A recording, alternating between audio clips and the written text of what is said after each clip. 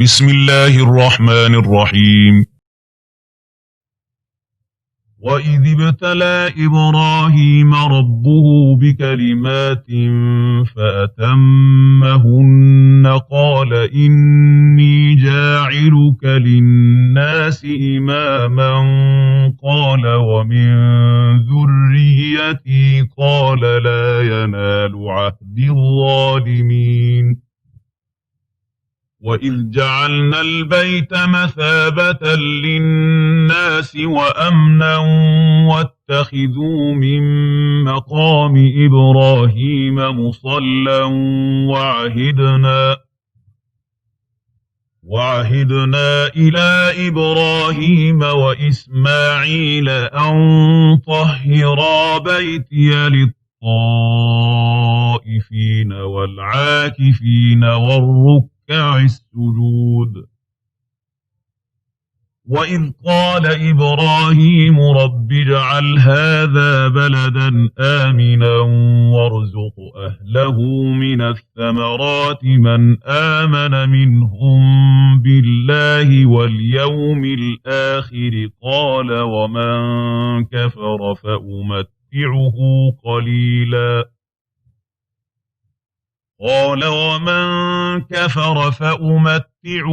قليلا ثم أضطره إلى عذاب النار وبئس المصير. وإذ يرفع إبراهيم القواعد من البيت وإسماعيل ربنا تقبل منا إنك أنت السميع العليم. ربنا واجعلنا مسلمين لك ومن ذريتنا أمة مسلمة لك وأرنا مناسكنا وتب علينا إنك أنت التواب الرحيم. ربنا وابعث فيهم رسولا منهم يتلو عليهم آياتك ويعلمهم الكتاب والحكمة ويزكيهم إنك أنت العزيز الحكيم. ومن يرغب عن ملة إبراهيم إلا من سفه نفسه ولقد اصطفيناه في الدنيا وإنه في الآخرة لمن الصالحين.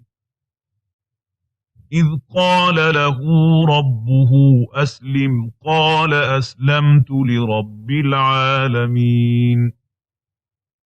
ووصى بها إبراهيم بنيه ويعقوب يا بني إن الله اصطفى لكم الدين فلا تموتن إلا وأنتم مسلمون.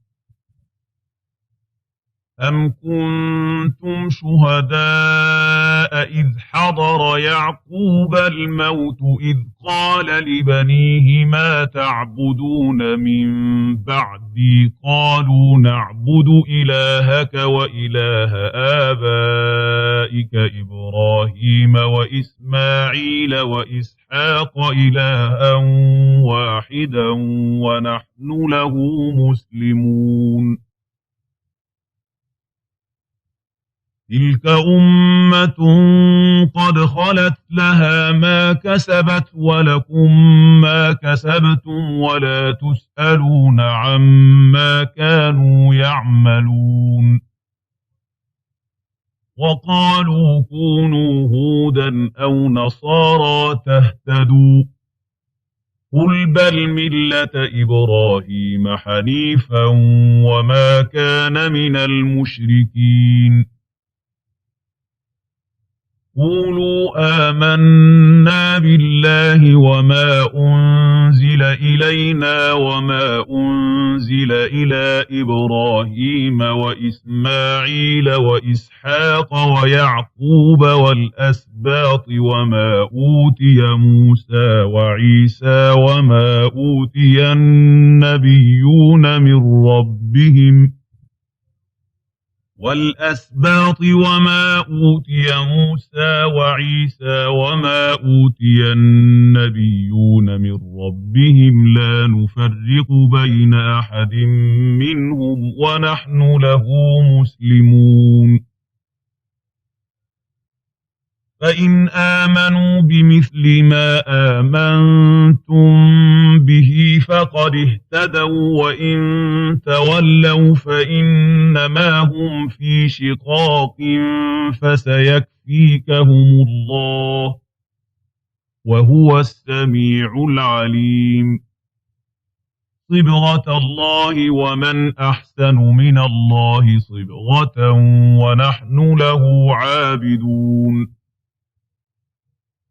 قل أتحاجوننا في الله وهو ربنا وربكم ولنا أعمالنا ولكم أعمالكم ونحن له مخلصون أم تقولون إن إبراهيم وإسماعيل وإسحاق ويعقوب والأسباط كانوا هودا أو نصارى قل أأنتم أعلم أم الله ومن أظلم ممن كتم شهادة عنده من الله وما الله بغافل عما تعملون تلك أمة قد خلت لها ما كسبت ولكم ما كسبتم ولا تسألون عما كانوا يعملون